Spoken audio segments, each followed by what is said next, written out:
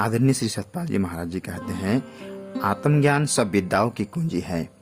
जैसे जमीन पर बना मकान जमीन से छोटा होता है, उसमें छोटे दरवाजे खिड़कियां होती हैं, तथा जिस कुंडी से दरवाजा बंद करते हैं वह उससे भी छोटी होती है। ताला जो कुंडी व दरवाजे पर लगाया जाता है वह उससे भी छोटा होता है, तथा ताले को बंद करने और खोलने वाली एक चाबी होती है जो ताले से भी छोटी होती है। ऐसे ही आत्मज्ञान सब विद्याओं की कुंजी है जो सूक्ष्म तथा सबका सार है। उसी आत्मज्ञान ब्रह्मज्ञान में सारी विद्याएं समाई हुई है। उसी तत्वज्ञान पर, उसके व्यापक नाम पर यह सारा ब्रह्मांड टिका हुआ है। और मानव ज्ञानी संत महात्माओं की खोज कर उस ज्ञान को, उस कुंजी को जरूर हासिल करें। इसी के लिए परमपिता परमात्मा ने विशेष कृपा करके हमें यह देव दुर्लभ मनुष्य शरीर दिया है। प्रिय महानुभावों, मानव उत्थान समिति द्वारा प्रकाशित हंसादेश पत्रिका के एक महाराज जी के सत्संग में यह बात बताते हुए महाराज जी कहते हैं, महामंत्र जो जपत महेशु काशी मुक्ति हेतु उपदेशु। शंकर भगवान ने महामंत्र का जाप किया और काशी में उसके प्रचार के बाद मुक्ति का उपदेश दिया, लोगों का कल्याण किया। ऐसा वो महामंत्र है।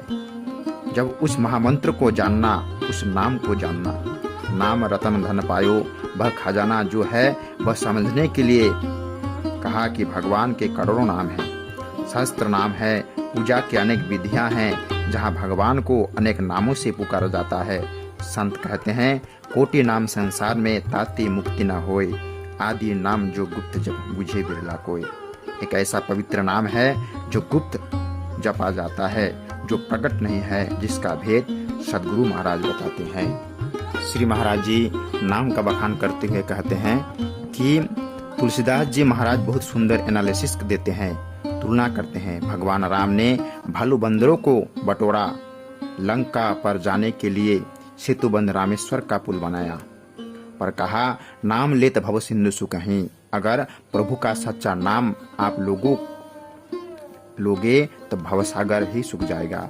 भगवान राम ने अहिल्या का उद्धार किया और तुलसीदास जी कहते हैं, नाम लेत भव सिंधु सुकहीं, करहूं विचार सुजन मन माही। सारा समुद्र ही सूख जाएगा। तो इस पर विचार करना चाहिए। उस नाम को प्राप्त करें जो माया के सागर को सुखा देगा, हमारे लिए मार्ग को प्रशस्त कर देगा, हमारे जीवन को धन्य बना देगा और हमारे जीवन के अंदर हमारी आध्यात्मिक उपलब्धि हो जाएगी।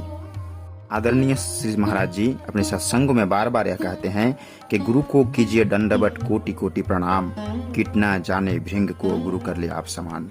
जैसे उदाहरण दिया जाता है कि भृंगी एक कीड़े को लेती है, उस पर नाद के प्रभाव से, गुंजन के प्रभाव से, वाइब्रेशन के प्रभाव से ट्रांसफॉर्मेशन ले जाती है। ऐसे ही गुरु महाराज जी भी ज्ञान देकर व्यक्ति को ज्ञानी बना देते हैं। जैसे आपने देखा होगा कि आपकी ऑफिसों में टेबल होता है और एक डिब्बे में बड़ी पतली पतली अल्पीनें होती हैं।